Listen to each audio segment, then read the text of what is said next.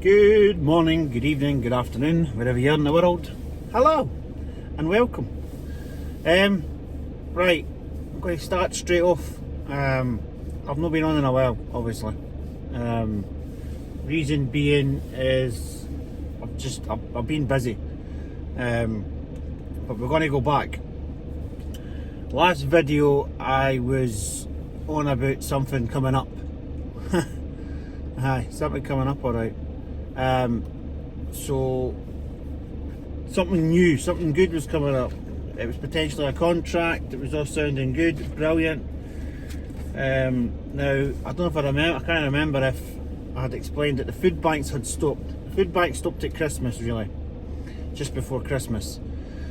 So I had, well, not before Christmas, but you're talking 4 weeks, no food banks. And in that time, this thing come up, and it was going to be a good gin. It was going to keep me, I still got my table stuff, and I still have now got my table stuff.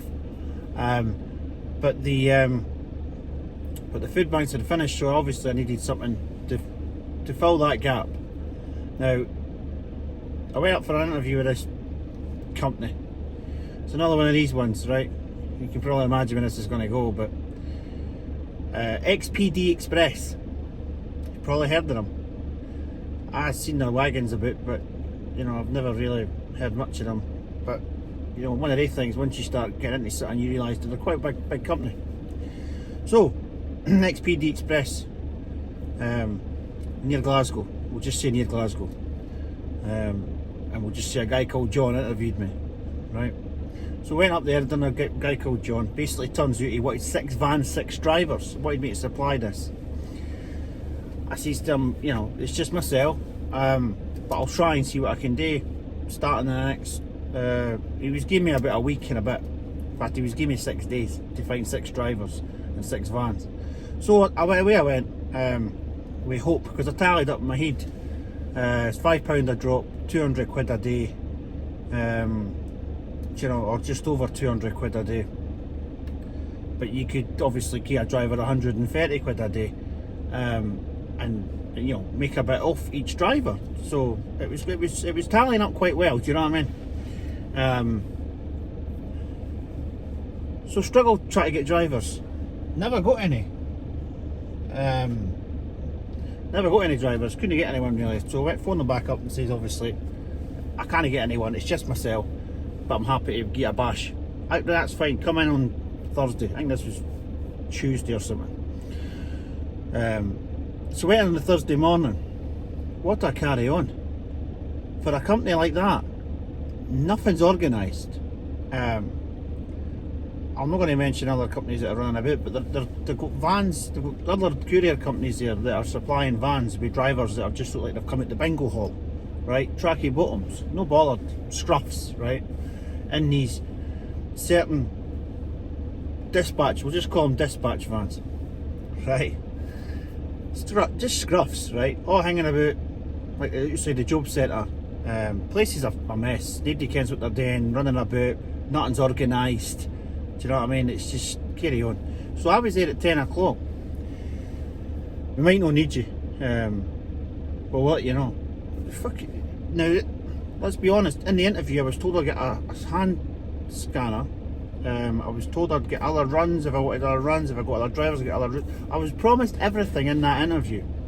Promised the world, as you normally are, until I got there. And then hung about like a lackey in the van. Now, the only van that was clean, I'm in a uniform, everything was done.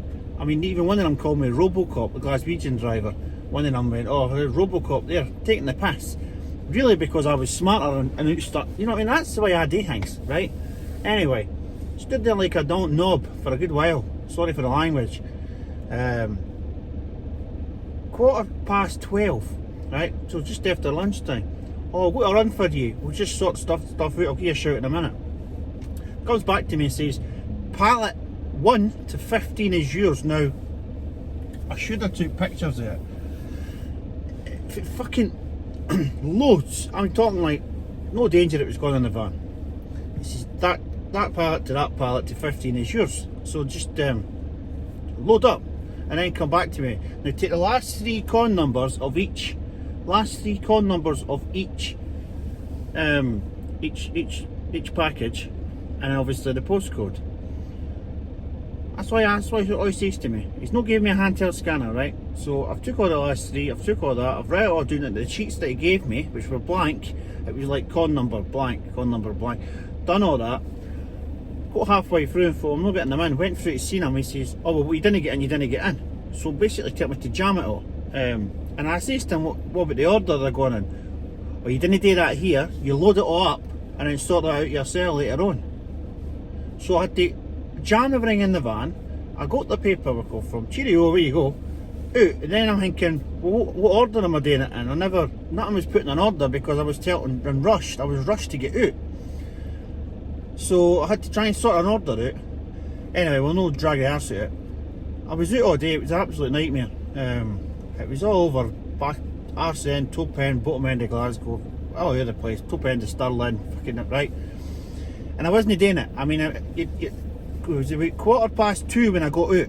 When I left at 2:15, and I had all these. I think there was about what, 76 altogether, right? But they're all big bulky things, beds, things like that. I can't remember the company names that they get most of the work for, but it comes up for England obviously in the lorries. So I was out all day. It got to about 8 o'clock at night. I thought to myself, I'm not going to get. I've still got like 6 to go. By that point, I'd already made my mind up that it wasn't for me. I wasted a hell of diesel. It just wasn't for it. You weren't going in and out first thing early morning, getting loaded and going out. You were hanging about like an arse and then going out by 2 o'clock. So I sent a message that night to a guy called Alistair, who apparently was a guy that told me what way to do the paperwork. I tell him it's not for me, blah blah blah. He says, oh, that's fine. I says, I'll go back out tomorrow morning, Friday morning, and I'll finish what I've got left. So I went out Friday morning and I finished what I've got left. Now, that was a day and a bit, right? A day and a half. And for 200 quid. In fact, it wasn't even 200 quid, it was 190 something quid. Because one of them I couldn't deliver. So, so there you go. Do you know what I mean? It's £195 for a day and a half. I've wasted about 70 wasted a good bit of diesel. And it was just a carry on.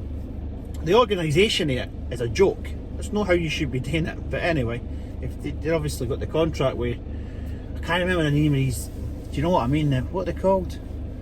Okay, it's the catalogues and stuff like that. I can't remember the name, but they're doing well. They've got the contracts with them. So anyway, sorry, I got a tea now. This is Saturday, by the way. I've not really said what day it was. This is Saturday today. I've got a couple runs this morning, but one of them I'm waiting because the boys packaging it up. So we put it on a pallet. It's actually a pallet today. It's not too bad. 2 pallets. He's just wrapping them up there now. Plus they're loading wagons, so I'm just going to have my tea and do this, and then I'll go back in and hopefully I'll be ready. So that was that. Anyway, 3 weeks and 1 day was your pay scale for that as well, apparently. So put the invoice in. Nah, never heard of the thing. Went on and on and on and on. Managed to get back in touch with us, John. Couldn't get Alistair, because Alistair's away now. Alistair's not up there anywhere. Best bit's coming. Company knocked me back. Says that they will not do the payment because that's not how the paperwork's done. So that's how it's explained to do the paperwork. I explained that to them. It's not how the paperwork's done. It's not printed out in sheets, so we won't be withholding the payment. And now, most of you will probably think, well, take me to court and do this and that, go to Edinburgh Sheriff, right? I could do, but let's think about it as the proper way. It was 200, well, I added a late payment fee, so it came up to like 225 quid, right? It's £225 that they've basically shafted at me. But imagine if I had got 6 drivers with 6 vans. I'd be getting lynched. Because they're, over Christmas and all, they would be hanging me upside down and gutting me like a fish. So, do you know what? For the 200 odd, I don't know who that was. For the 200 odd quid that I've lost, it's actually worked out. Well, it's worked out shite, but I'd rather it was just me losing it and no 6 drivers. Let's hope. It's supposed to be hot, I suppose.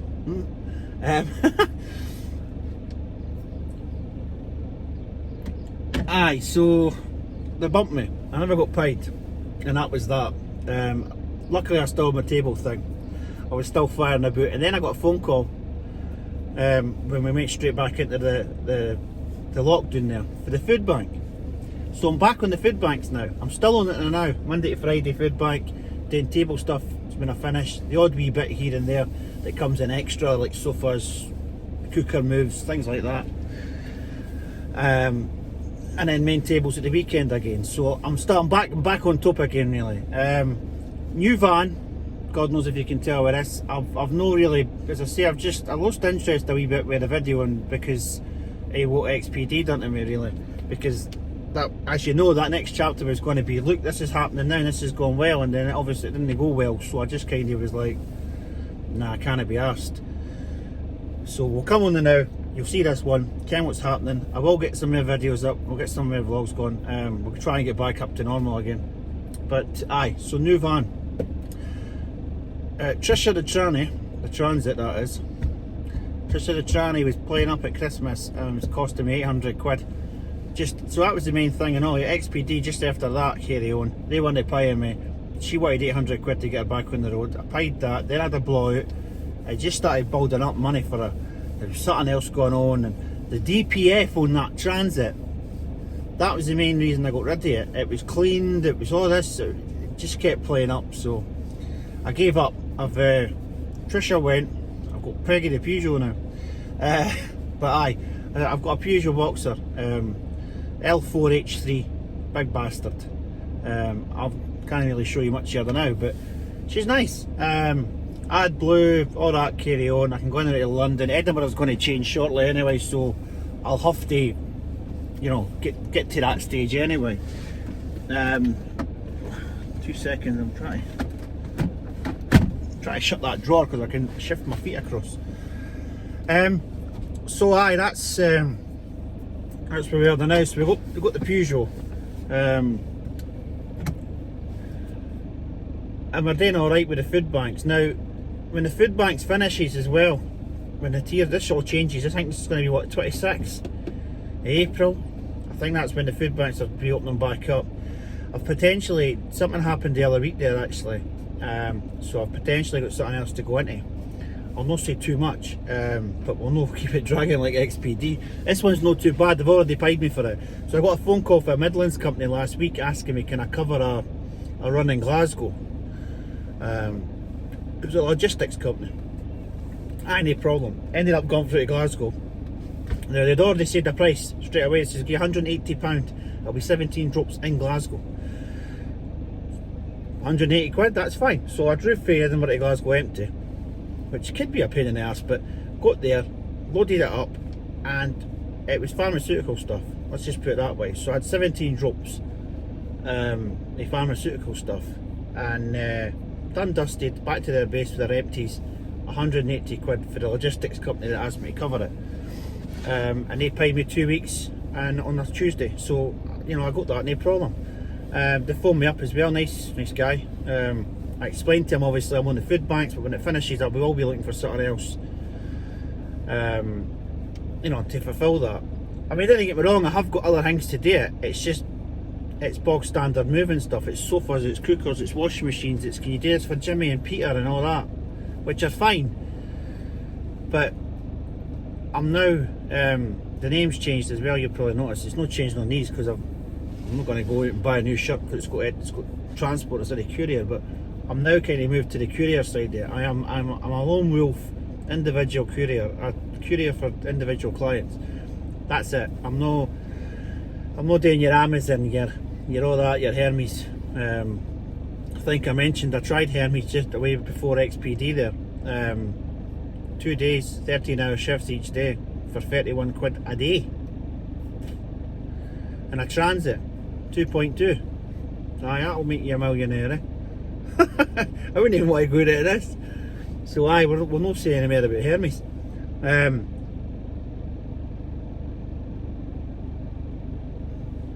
Could help if I opened it, eh?